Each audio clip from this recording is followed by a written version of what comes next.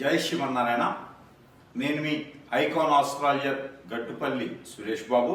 అయితే మనకి ఈ 2025 సంవత్సరం రాగానే వెంటనే షష్టగ్రహ కూటమి రావడం, అలానే గ్రహణాలు కూడా మనకి సంభవించడం, ఆ తర్వాత మనకి ఏప్రిల్ మాసంలో పరిహారాలు చూసుకోవడం జరుగుతూ ఉంది. అయితే ఇప్పుడు మనకి మే మాసం 2025 సంవత్సరం మనకి ద్వాదశ రాశుల వారికి ఎలా ఉంటుంది, అలానే ఈ ఏప్రిల్ అయిపోయిన తర్వాత వచ్చేటువంటి మే మాసం 2020 సంవత్సరంలో మనకి మే 15వ తారీఖు నుంచి మనకి పుష్కరాలు కూడా ప్రారంభమవుతూ ఉన్నాయి.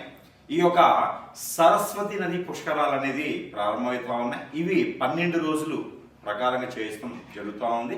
అయితే ప్రతి ఒక్కరూ సరస్వతి నది తీరం వరకు వెళ్ళలేరు కాబట్టి ప్రతి ఒక్కరు కూడా తమ సమీప దూరంలో ఉన్నటువంటి నదులు కావచ్చు, అలానే సముద్ర స్నానం కూడా ఆచరించేటువంటి క్రియలు ఉన్నాయి. అలానే మనకి ఇంకా అంత సమీప దూరంలో ఉన్నటువంటి కాలువలు, సెలయేర్లు, బ్రహ్మగుండాలు, కోనేర్లు, అలానే మీకు సమీప దూరంలో ఎలాంటి వాటి ఉంటే కూడా అక్కడ సదుపాయ నిమిత్తంగా స్నానం చేసేటువంటి క్రియ ప్రక్రియలు ఉన్నంత మాత్రాన స్నానం చేస్తే ఆచరిస్తే సరిపోతుంది.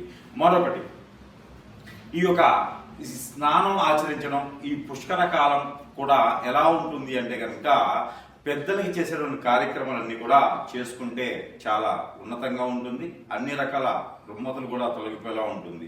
అందులో మనకి ముఖ్యంగా ద్వాదశ రాశుల వారు ఎవరైతే ఉన్నారో వీరందరూ కూడా సముద్ర స్నానం కానీ నదీ స్నానం కానీ ఆచరించడం ద్వారా వారికి ఉన్నటువంటి రుమ్మతులన్నీ కూడా తొలగిపోయేలా ఉంటుంది. కాబట్టి ముందుగా మనకి ఈ యొక్క రాశి మనకి మొదటిగా మనకి ఇప్పుడు ఈ మే మాసం 2025 సంవత్సరంలో చూసినట్టయితే కనుక ద్వాదశ రాశుల్లో ఒకటి వృశ్చిక రాశి. ఏదైతే వృశ్చిక రాశి ఉందో వృశ్చిక రాశి వారికి అదృష్టం లేదా అనుకోలేము, ఎందుకంటే మిశ్రమ ఫలితాలు బాగా కనిపిస్తూ ఉన్నాయి. ఈ వృశ్చిక రాశి వారికి ఈ మే మాసం మొత్తం కూడా ఎక్కడైనా డబ్బు ఇచ్చి ఉన్నట్టు, ఇంతకుముందు ఎక్కడైనా అప్పులు మీరు ఇచ్చి ఉన్నట్టయితే కనుక అవి వసూలయ్యేలాగా ఉన్నాయి. కాబట్టి ప్రయత్నపూర్వకంగా వసూలవుతాయి కాబట్టి ప్రయత్నం చేయండి. ఏదైనా మీ పెద్దవారు వీలునామాస్ ఏదైనా రాసి ఉంటే అవి కూడా మీరు ప్రయత్నపూర్వకంగా అవుతాయి కాబట్టి ప్రయత్నం చేయండి. ఈ మే మాసంలో వృశ్చిక రాశి వారికి మరొక అద్భుతమైన విషయం ఏంటంటే భార్యాభర్తలు వచ్చిన ఎడబాటు ఉంటే కూడా అవి కూడా మీరు ప్రయత్నపూర్వకంగా దగ్గరయ్యేదానికి అవకాశాలు ఉన్నాయి.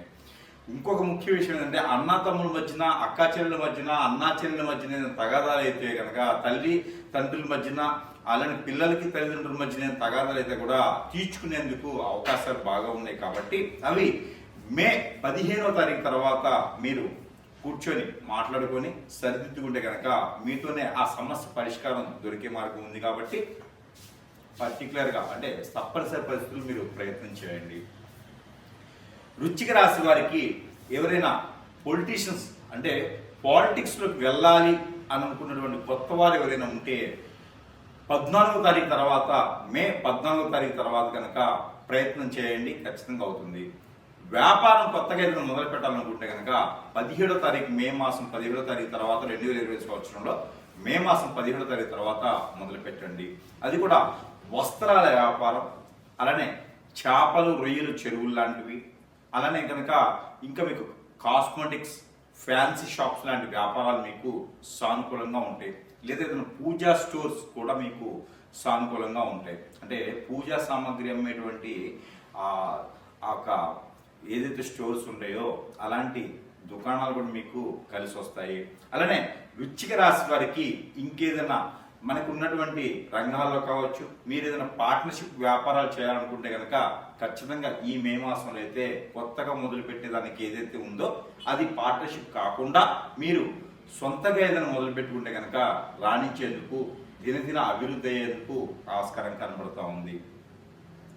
అలానే ఒక వృశ్చిక రాశి వారికి మరింత అద్భుతమైనటువంటి ప్రతిఫలాలు కనిపించేలా కూడా ఇంకా ఉన్నాయి. ఈ గ్రహాల రీత్యా ఇంకా దోషాలు ఏమైనా ఉన్నా తొలగిపోయేందుకు చిన్న పరిహారం చేసుకుంటే సరిపోతుంది.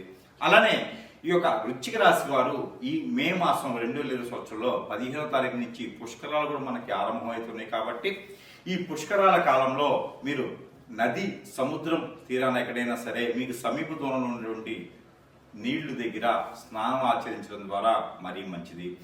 ఈ యొక్క వృశ్చిక రాశి వారికి మరొకైనటువంటి అద్భుతమైనటువంటి పరిహారం ఏంటంటే ప్రతినిత్యము దైవారాధనలో ఉండడం, ప్రతినిత్యము ఉదయించేటువంటి సూర్యునికి నీళ్లు ఆగ్నివ్వడం కూడా చాలా మంచిది. అలానే ఈ పరిహారం కూడా చేసుకుంటే మీకు మంచి జరుగుతూ ఉంది. ఈ పరిహారాలతో పాటు మీరు ప్రతినిత్యం కూడా నెంబర్ని పారాయణ రూపంగా చేసుకోండి, చాలా మంచి జరిగేదానికి ఆస్కారం ఉంది. మీరు చదవలసినటువంటి నెంబర్ 68322642 68322642 అనే ఈ నెంబర్ని 155 అంటే 155 సార్లు కనుక పారాయణం చేస్తే చాలా మంచిది.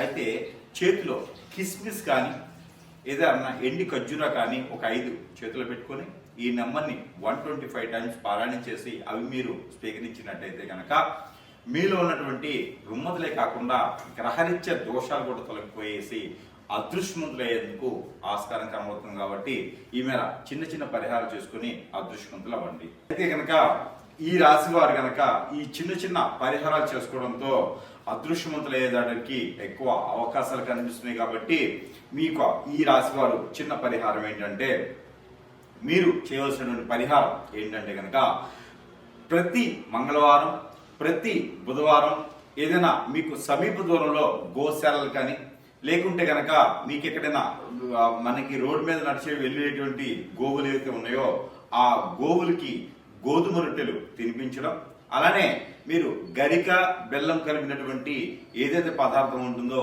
అది గోవులకి తినిపించడం, మీరు ఎంత వెయిట్ అయితే ఉంటారో అంత వెయిట్ గలటువంటి వెజిటేబుల్స్ లేదా ఆకుకూరలు గోవుకి తినిపించడం ద్వారా మీకున్నటువంటి రుమ్మతులన్నీ కూడా తొలగిపోయేదానికి ఎక్కువ అవకాశం కనపడుతుంది. కాబట్టి ఈ మేర ప్రయత్నం చేయండి.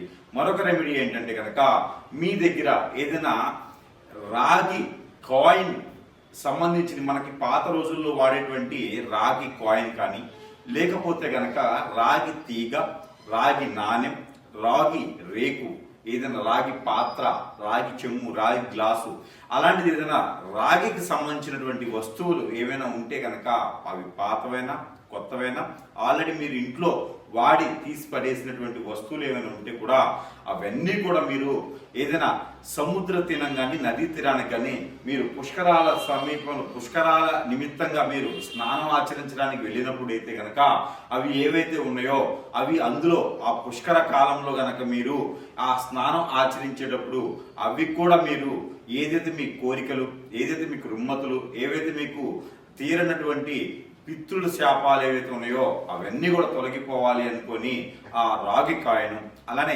చింతపండు, మనకి చింతకాయలు చింతపండు దొరుకుతాయి కదా, అలానే చింతపండు కూడా ఒక 1/2 కిలో సుమారుగా మీరు ఆ కోరికలన్నీ కోరుకొని అవన్నీ కూడా మీకు కాలువలో వదిలేసినట్టయితే ఎవరైనా స్నానం ఆచరించిన మిమ్మట పుష్కరాలకి వెళ్ళలేని పరిస్థితుల్లో ఎవరైనా ఉంటే కనుక వారు సమీప దూరంలో ఉన్నటువంటి కాలువలు, చెరువులు, కుంటలు, వాగులు, కొనియేర్లు, సెలయేర్లు, బ్రహ్మగుండాలు ఇలాంటి వాటిలో ఎందులైనా సరే అవన్నీ కూడా మంగళవారం లేదా బుధవారం రోజున మీకు ఏవైతే విషయాలు ప్రాబ్లమ్స్ ఉన్నాయో అవన్నీ కూడా చెప్పేసి దాంట్లో వేసినట్టయితే కనుక ఖచ్చితంగా మీకు కోరినటువంటి కోరిక ఏదైతే ఉందో అవి తీరేందుకు ఆస్కారం ఎక్కువగా కనిపిస్తూ ఉంది. మరొక రెమెడీ, అలానే మీకు ఈ రాశి వారు ఏదైతే ఉన్నారో ఈ రాశి వారు చేసుకోవాల్సినటువంటి రెమెడీ ఏంటంటే కనుక మీరు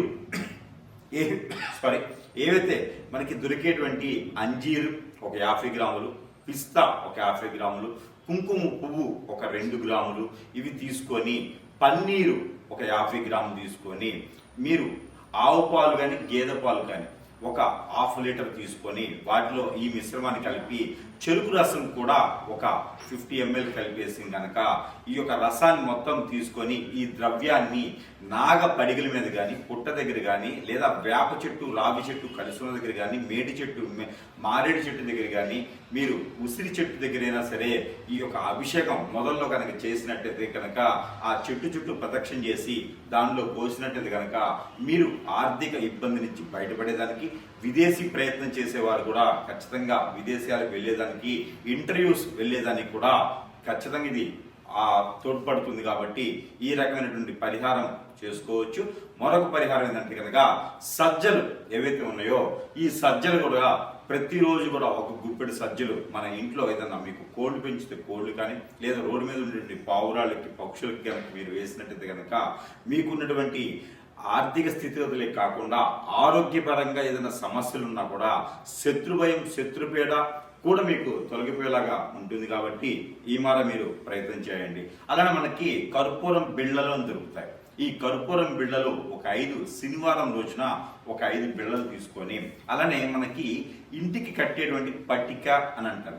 ఈ పట్టికను కూడా ఒక 100 నుంచి 150 గ్రాములు ఈ పట్టిక సేకరించుకొని అలానే మనకి ముద్ద కర్పూరం అని దొరుకుతుంది. అంటే బిళ్ళ కర్పూరం ముద్ద కర్పూరం 2 ఉంటాయి. అంటే ఇప్పుడు బిళ్ళ కర్పూరం ఒకటి 4 తీసుకోవాలి, ముద్ద కర్పూరం కూడా ఒక 10 గ్రాములు సుమారుగా తీసుకొని అలానే మనకి వాంపు పట్టిక అని ఉంటుంది. అంటే ఈ వాంపు దిల్స్ ఏదైతే ఉంటుందో ఇవి కూడా తీసుకొని మీకు టేస్టింగ్ సాల్ట్ అని ఉంటుంది. ఈ టేస్టింగ్ సాల్ట్ కూడా 20 గ్రాములు తీసుకొని ఇవన్నీ కూడా మీరు ఒక తెల్లని వస్త్రంలో కానీ లేదా గ్రీన్ కలర్ వస్త్రంలో కానీ కలిపి వేయాలి.